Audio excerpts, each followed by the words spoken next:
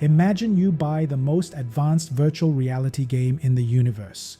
The graphics are hyper-realistic, the physics are perfect, the sensory feedback is 100%, but there is a catch. To play this game, you have to agree to one condition: total amnesia. You have to forget that you are the player sitting safely in a chair. You have to believe with every fiber of your being that you are the character in the game. Why? Because if you knew it was a game, you wouldn't be afraid of the monsters. And if you aren't afraid, there is no thrill. There is no growth. My friends, welcome to Earth Online. You are not the body you see in the mirror. That is just your avatar. You are not the thoughts in your head. That is just the software. You are the infinite player holding the controller who decided for some crazy reason to log in to this difficult level called the 21st century. I'm Darreck. This is BodyMaitre.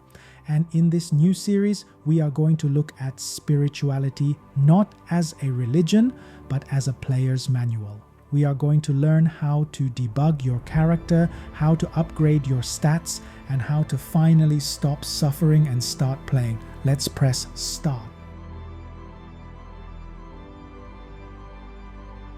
Many spiritual teachers, including the insightful Master Mozi from Taiwan, speak about this concept of the observer versus the observed. In our terms, there is the player, the soul, high self, and the avatar, the human personality. The player is safe at home, the spirit realm. The player is eternal, indestructible, and has infinite resources. The avatar, the Darreck you see right now, is limited. He gets hungry, he gets tired, he feels anxiety, he has a bank account that goes up and down. So, the big question is, if the player is so perfect, why log in to a game full of suffering?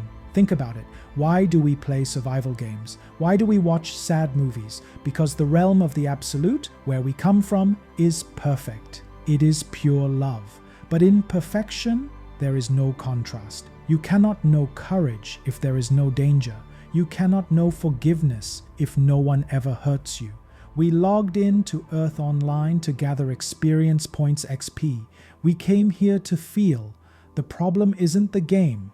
The problem is that we got so addicted to the gameplay that we forgot how to pause. We think the damage to the avatar is damage to us. But here is the twist. The game was never about winning. There is no final boss, no ultimate achievement badge. The real objective was never to become a perfect avatar. It was to eventually realize you are the player. And the moment that realization begins, the game transforms. Fear loosens, curiosity expands, pain becomes information. Instead of identity, you don't disappear from the world. You play it differently, more consciously, more creatively, more gently, because you remember you are safe enough to explore. So, if this is a game, what is your controller? What is your user interface? In BodyMaitre, we map this out clearly.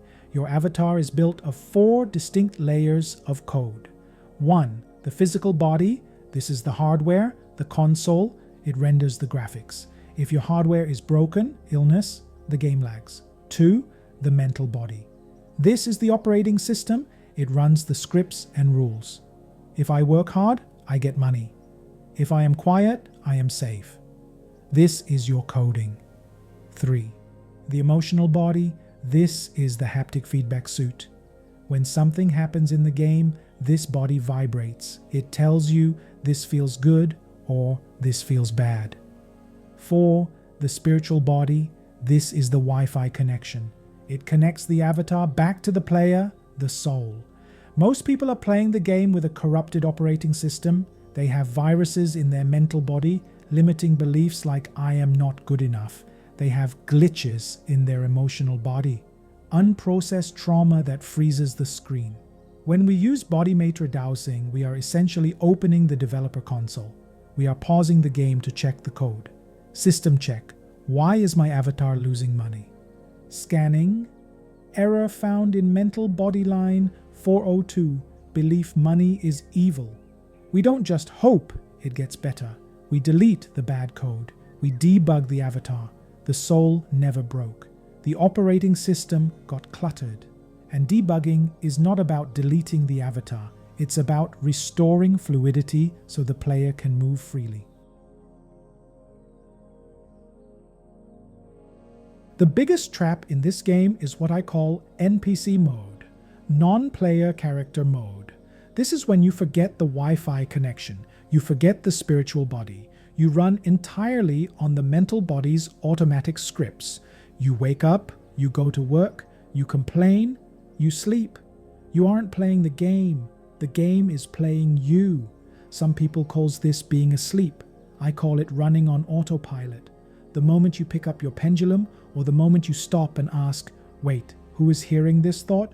You are waking up. You are grabbing the controller back. So if you've ever felt like you don't belong here, like life is strangely familiar, like you're searching for something you cannot name, that is not dysfunction. That is memory trying to surface. The memory that you logged in for a reason. Not to suffer endlessly, not to get trapped, but to explore what it feels like to be human, and to one day ask the question that opens the hidden menu: who is playing? This is just the tutorial level. Over the next few episodes, we are going to go deep. We are going to talk about how karma is just the game physics engine, not a punishment. How to handle relationships. Are other people real players or just background graphics?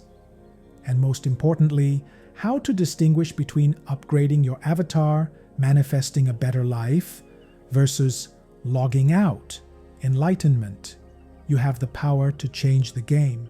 But first, you have to realize you are just holding the controller. I'm Darreck.